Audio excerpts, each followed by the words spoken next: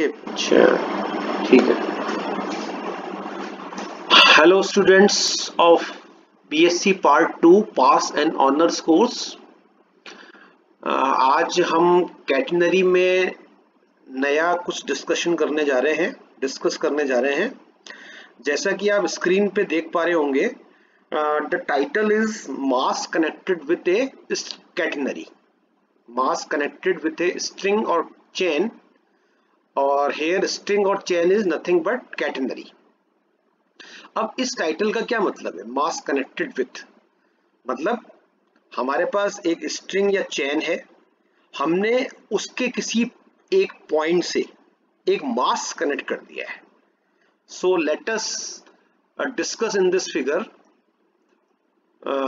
ये आपके पास कैटेनरी है, दिख रहा होगा आपको।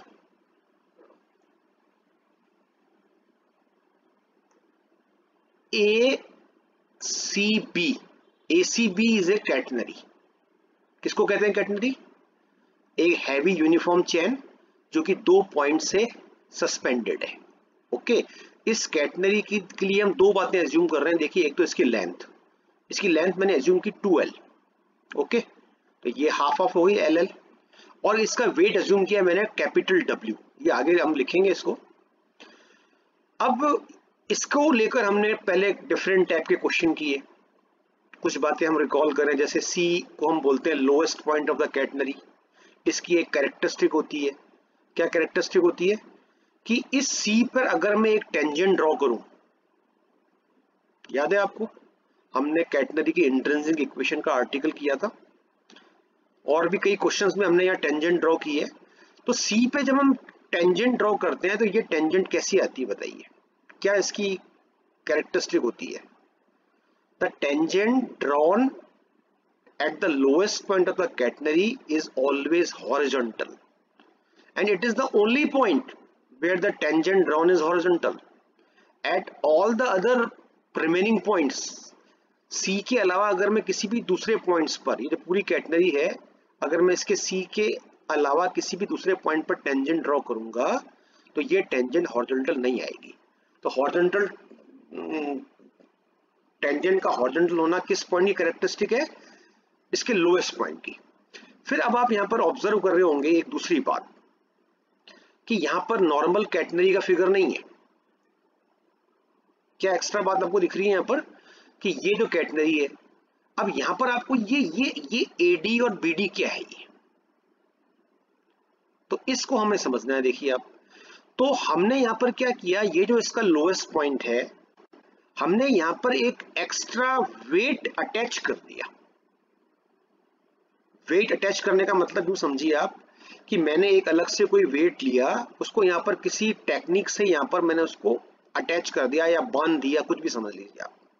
तो क्या होगा यहाँ पर अगर मैं एक एक्स्ट्रा वेट अटैच कर दूं इस पॉइंट C पर, तो ये वेट क्या करेगा, इस C पॉइंट को और इस पूरी कैटेनरी को नीचे पुल कर देगा।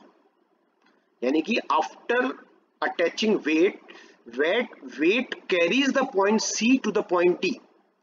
तो यहां पर आपको C पॉइंट की ये नई पोजीशन दिख रही है D, और D पर आपको वेट दिख रहा है W डैश।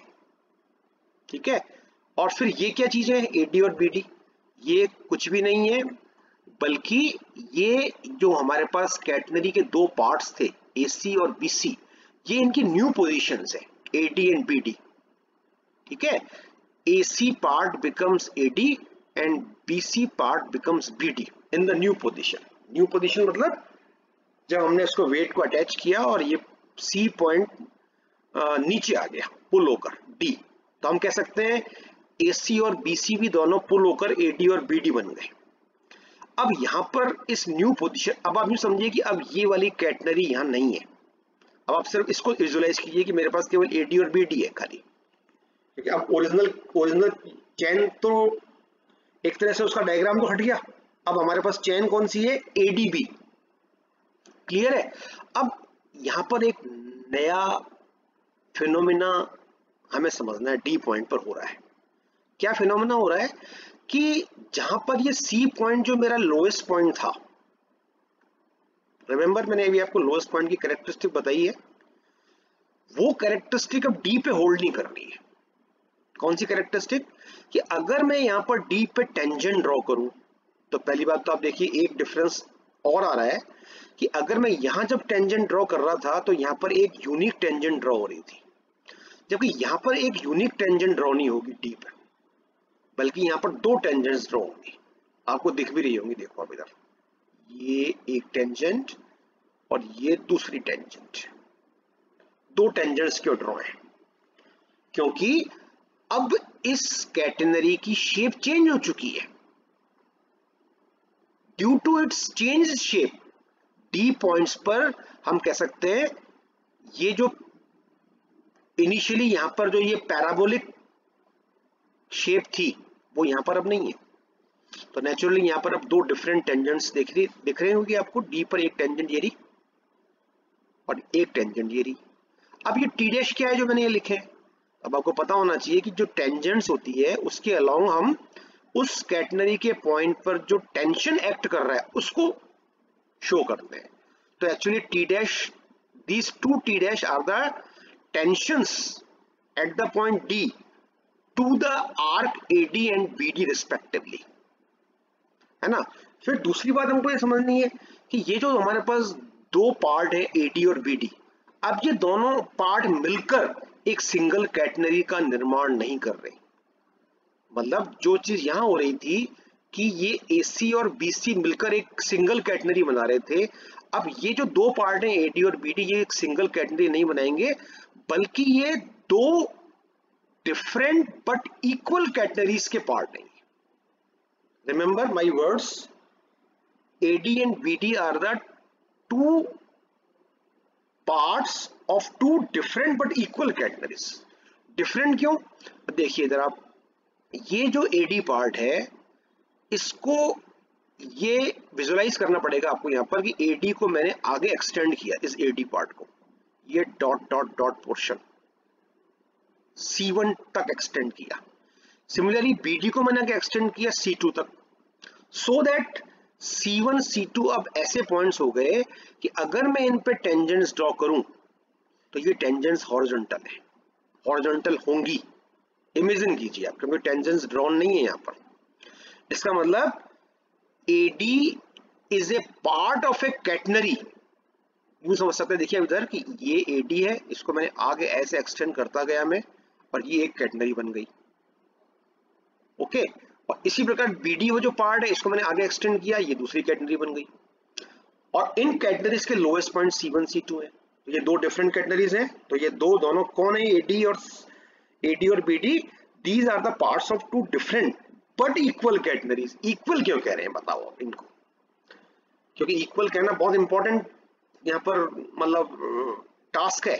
इक्वल हम इसलिए कह रहे हैं क्योंकि आप देखिए दोनों जो पार्ट है ना AD और BD, एक तो इनकी लेंथ सेम है L, और दोनों सिमेट्रिकल है। तो ये दोनों पार्ट्स दो कैटेनरीज का निर्माण करेंगे जो इक्वल होंगी। ठीक है, इसमें कोई प्रॉब्लम नहीं है। अब जैसा कि मैंने आपको अभी टी डैश के बारे में इंट्रोड्यूस किया, ये टेंशन है at the point D to the two parts, तो ये टेंशन भी यहाँ पर इक्वल होंगे।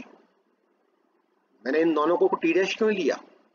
क्योंकि ये दोनों इक्वल कैटेनरीज के दो डिफरेंट बट इक्वल कैटेनरीज के दो इक्वल पार्ट हैं। फिर ये दोनों जो टेंशन्स हैं ये यहाँ पर हॉरिजॉन्टल से इक्वल एंगल बनाएंगे। देखिए अब बीटा, ये भी बीटा दिख रहा होगा, ये भी बीटा दिख रहा होगा। तो ये बीटा कौन सा एंगल है? इस वाले टी डैश के द्वारा हॉरिजॉन्टल से बनाया गया एंगल। और ये बीटा कौन सा एंगल है? इस टी डैश के द्वारा हॉरिजॉन्टल से बनाया गया एंगल। तो टेंशन इक्वल, एंगल इक्वल। फिर आपको यहाँ दिख रहा होगा ये दो टेंशन टी और टी यहाँ और दिख रहे हैं। ये टेंशंस तो अलग अलग पॉइंट पर है। इक्वल क्यों है? क्योंकि ए और B are at the same horizontal level, तो इन दोनों पॉइंट्स पर टेंशन इक्वल होंगे। ये हम कैटेनरी के फॉर्मूले से जानते हैं, T equals to W into Y। फिर चूंकि इक्वल टेंशन है तो फिर इनके एंगल मैंने इक्वल माने हॉरिजॉन्टल से, तो इन दोनों एंगल्स को मैंने एज्यूम किया अल्फा, इन दोनों एंगल्स को मैंने एज्यूम किया बीटा। बी केयरफुल, ठीक है। फिर आप देखिए हम आगे थ्योरी पे चलते हैं। मैंने यहाँ क्या लिखा है देखिए, आप इसको रीड कीजिए। सबसे पहले आप देख रहे हैं यहाँ पर ये दो लाइनें हम समझते हैं। ACB को मैंने कह दिया है यूनिफॉर्म चेन है, लेंथ 2L है, वेट W है, तो ये वेट पर यूनिट लेंथ आ गया, नो प्रॉब्लम।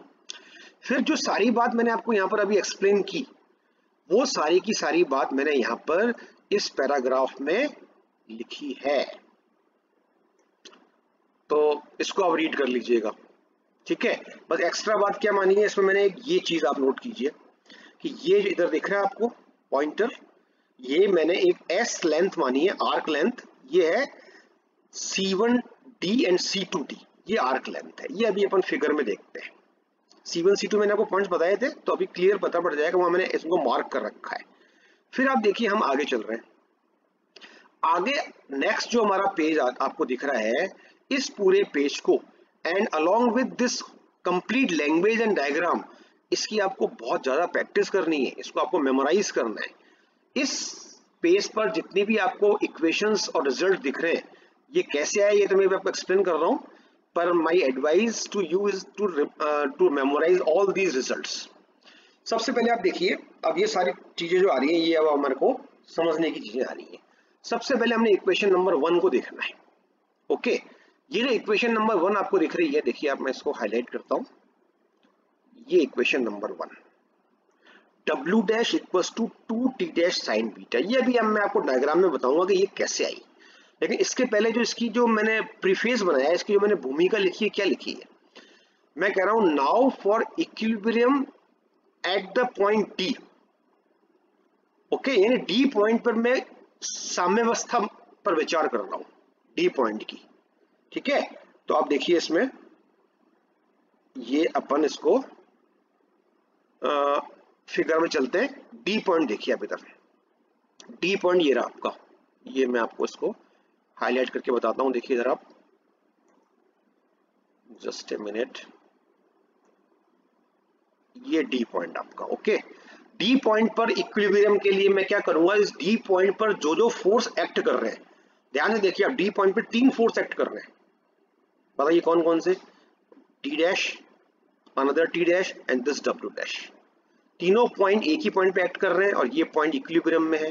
तो मैं इक्विलिब्रियम के लिए यहाँ पर क्या कर रहा हूं, मैं इन दोनों फोर्सेस के, ये दोनों जो T डैश है ना, ये ना तो हॉरिजॉन्टल है ना वर्टिकल है, तो मैं इनके यहाँ पर रिजोल्यूशन कर रहा हूँ। रिजोल्यूशन का मतलब क्या होता है, कोई फोर्स जो ना हॉरिजॉन्टल हो ना वर्टिकल हो, उसके 2 घटक निकालना, उसके 2 कंपोनेंट्स निकालना अलोंग हॉरिजॉन्टल एंड वर्टिकल। तो ये आपको नॉर्मली कंसेप्ट आता होगा कि कोई फोर्स है T डैश, ये हॉरिजॉन्टल से कोई एंगल बना रहा है, जैसे यहाँ पर ये बीटा बना रहा है, तो इसका अलोंग द हॉरिजॉन्टल जो कंपोनेंट होगा वो होगा T dash into cos of this angle. Similarly इस वाले T डैश का इधर कंपोनेंट आ गया ये वाला। फिर इन दोनों फोर्सेस के एक एक कंपोनेंट वर्टिकल पे निकालेंगे अपन, अलोंग वर्टिकल। तो आप जब वर्टिकल में कंपोनेंट निकालते हैं तो इसी वाले एंगल का साइन से मल्टीप्लाई होता है। तो इस T डैश का इधर कंपोनेंट क्या आएगा वर्टिकल पे, T डैश साइन बीटा। इस T डैश का इधर कंपोनेंट क्या आएगा, T डैश साइन बीटा।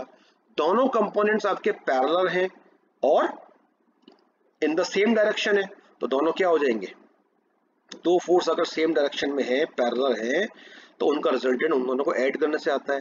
तो ये मैंने क्या लिख रहा है आपको दिख रहा है आपको, 2t डैश साइन बीटा। तो ये actually 2t dash sine beta क्या है, इन दोनों फोर्सेस के जो वर्टिकल कंपोनेंट्स है उनका सम है। ठीक है, और अब इक्विलिब्रियम की बात कर लेते हैं। तो इक्विलिब्रियम यहाँ कैसे आएगा, D पॉइंट पर जो फोर्स हॉरिजॉन्टल लग रहे हैं हम उनकी विचार करेंगे, और जो वर्टिकल लग रहे हैं उन पे विचार करेंगे। तो हॉरिजॉन्टल बताइए कौन से फोर्स लग रहे हैं, नेचुरली ये दोनों लग रहे हैं, T डैश कॉस बीटा और T डैश कॉस बीटा। लेकिन ये तो इक्वल एंड अपोजिट है, तो अगर इक्वल और अपोजिट फोर्स किसी पॉइंट पर लग रहे हैं तो वो दोनों आपस में क्या करते हैं, एक दूसरे को न्यूट्रलाइज कर देंगे, यानी ये दोनों फोर्स आपस में बैलेंस्ड है, यानी इन दोनों फोर्सेस का D पर कोई प्रभाव नहीं पड़ेगा। ठीक है, फिर D पर दूसरे फोर्स लग रहे हैं, एक तो वर्टिकली अबव, अबव का मतलब ऊपर की दिशा में, एक लग रहा है वर्टिकली बिलो, नीचे की दिशा में। तो क्योंकि D इक्विलिब्रियम में, तो ये भी आपस में बैलेंस होने चाहिए, जैसे ये बैलेंस्ड है, ये इक्वल एंड अपोजिट, ये भी इक्वल एंड अपोजिट। तो इनको अगर मैं इक्वल और अपोजिट मान के इक्वेशन लिखूं तो क्या आएगी बताइए, मेरे पास आएगी W dash equals to 2t dash sine beta, और ये इक्वेशन आपकी मैंने यहां लिखी है। ठीक है, इक्वेशन नंबर 1 दिख रही है आपको, ये देखिए आप। ओके, फिर सिमिलरली मैं अब नेक्स्ट इक्वेशन 1 समझ में आ गई हमको। अब हम करने जा रहे हैं इक्वेशन नंबर 2 के बारे में बात। ठीक है, तो आप देखिए इधर, यहां पर मैं अब क्या कर रहा हूं, ये मैंने इसको हाईलाइट किया। अब मैंने यहां क्या लिखा है, अब मैं इक्विलिब्रियम कंसीडर कर रहा हूं part DA and part dB की। किसी भी एक पार्ट को समझ लो आप, डीए की इक्विलिब्रियम कंसीडर कर रहे हैं अपन, तो वही करूंगा मैं। अब डीए पार्ट पर जो जो भी फोर्स हॉरिजॉन्टल और वर्टिकल लग रहे हैं उनको मैं इक्वल कर दूंगा। ठीक है, तो let us see in the figure. ये आप देखिए इधर, ये आप देखिए इधर, वापस से अपन उसी फिगर पे आते हैं बार बार, क्योंकि यही मेन फिगर है। तो बताइए डीए पार्ट कहाँ है यहाँ पर, ये रहा डीए पार्ट, डी से ए तक है ना। तो इसकी बात कर लेते हैं, तो वही बात इसकी आ जाएगी। तो आप देखिए डी ए जो पार्ट है ना, इस पर ए पॉइंट पर देखिए, इसकी तो बात कर ली अपने टी डैश की, अब अपन बात करेंगे टी की। तो इस टी के मैंने दो कंपोनेंट कर रखे, इसकी तो बात हमने हो ही गई पहले, T cos alpha T sine alpha, फिर इसके दो कंपोनेंट। तो जैसा मैंने यहाँ पर लॉजिक दिया कि ये दोनों कंपोनेंट्स हॉरिजॉन्टल वाले एक दूसरे को बैलेंस कर रहे हैं, तो वही लॉजिक यहाँ है। ये ए पॉइंट पर horizontal component T cos alpha right side में, ये ए पॉइंट पर T cos alpha left side में, ये इक्वल एंड अपोजिट बैलेंस हो जाएगा, बराबर और विपरीत तो कैंसिल। लेकिन ये जो दो कंपोनेंट है टी साइन अल्फा, ये बराबर तो है पर ये विपरीत नहीं है। ये कैसे है, ये एक्टिंग इन द पैरेलल है, acting in the same direction. तो ये दोनों आपस में एड अप हो जाएंगे, इनका टोटल इफेक्ट हो जाएगा, इनको ऐड करने से आएगा, तो इनका टोटल इफेक्ट आ गया 2t साइन अल्फा। अब चूंकि ये पूरा सिस्टम इक्विलिब्रियम में है, डीए एंड डीबी वाला पूरा सिस्टम, और ये दोनों फोर्स इस पूरे सिस्टम पे लग रहे हैं, और चूंकि इनका टोटल इफेक्ट है 2t sine alpha acting vertically above, तो ये पूरा जो फोर्स है 2t साइन अल्फा जो टोटल इफेक्ट है, ये इक्वल होगा इस पूरे सिस्टम पर लगने वाले उस फोर्स के जो इस पे वर्टिकली बिलो लग रहा है। तो आप ध्यान से देखिए, ये जो पूरी हमारे पास स्ट्रिंग है डीए एंड डीबी, इस पूरी स्ट्रिंग पर जो वर्टिकली बिलो फोर्स लग रहा है वो कौन सा है? एक तो नेचुरली डब्ल्यू डैश लग रहा है, और एक इस कैटनरी का, पूरी कैटनरी का वेट, इसका वेट कितना माना था मैंने, याद है आपको शुरू में, कैपिटल डब्ल्यू। ये कैपिटल डब्ल्यू डैश ये अलग है, ये है वेट एट डी, और इसका ओरिजिनल जो खुद का वेट है स्ट्रिंग का वो है डब्ल्यू, तो वो भी वर्टिकली नीचे लग रहा है, वर्टिकली बिलो। तो डब्ल्यू और डब्ल्यू डैश भी दोनों कैसे लग रहे हैं, vertically below in the same direction. तो इनका भी इफेक्ट क्या हो जाएगा नीचे की डायरेक्शन में, डब्ल्यू प्लस डब्ल्यू डैश, यानी total force acting on the system in the vertical downward direction is W plus W dash, and total force acting on the system in the vertical upward direction is 2t sin alpha। तो 2t sin alpha और W plus W dash को मैं क्या कर दूंगा भाई, मैं इनको कर दूंगा इक्वल। तो देखिए अब इक्वल करते ही मेरे पास आ गई इक्वेशन नंबर 2। इक्वेशन नंबर 2 दिख रही है आपको? चलिए दिखा देते हैं आपको, कैसे दिखाते हैं, अंडरलाइन करके। ये देखिए साहब, ये आपको ये इक्वेशन और ये इक्वेशन, बी केयरफुल, आपको बिल्कुल समझ में आनी चाहिए, रट लेनी है इनको आपको। ठीक है, अब हम यहां पर रुकते नहीं है, अब हम इन इक्वेशन में कुछ पुराना फॉर्मूला फिट करना चाहते हैं। पुराना कौन सा फॉर्मूला फिट करना चाहते हैं? तो देखिए आप अभी करते हैं इसको, हम पहले हाईलाइट को हटाते हैं और फिर अपन इस फॉर्मूले को रिकॉल करते हैं। बट वी नो, ये देखा आपको ये फॉर्मूला, कहां देखा भाई हमने ये फॉर्मूला? पहले ये फॉर्मूला हमने देखा है भाई, एक तो कैटेनरी के फॉर्मूलाज में, और एक हमने ओरिजिनली इसको डिराइव किया था when we were establishing the intrinsic equation, जब हम कैटेनरी की S बराबर C tan psi वाली समीकरण को हमने डिराइव किया था, तब हमने फॉर्मूला लिखा था। तो let us recall the important fact about this formula. तो इसको समझने के लिए ये फिगर मैंने यहाँ बना रखा है, वैसे आपको ये फिगर दोबारा बनाने की जरूरत नहीं है। ठीक है, आप सीधे लिखेंगे बट वी नो। अब इसमें टी कौन है? टी देखिए अब इधर, ये देखिए अब इधर, जस्ट ए मिनट, ये इस फिगर पे देखते हैं, ये क्या है, कैटेनरी है कोई, ये इसका कोई भी पॉइंट है, इसको आप एक यहाँ नाम रख लेना P, और ये इसका लोएस्ट पॉइंट है, इसका नाम हम रखते हैं C। तो ये C से P तक का जो आर्क है, देखिए अभी जहां मेरा पॉइंटर चल रहा है, ध्यान से देखिए आप, इसकी लेंथ S है, और C से P तक का जो आर्क है, जो इसका सबसे टॉप मोस्ट पॉइंट है P, इस केवल इस आर्क पे फोकस कीजिए आप। तो इसके टॉप मोस्ट पॉइंट पे जो टेंशन है, उसका जो वर्टिकल कंपोनेंट होगा T साइन शाई, वो इक्वल होगा इस आर्क के वेट के। इस आर्क का वेट है W इंटू एस। ठीक है, तो ये सारी बात मैं आपको पहले बता चुका हूं, I am just recalling here.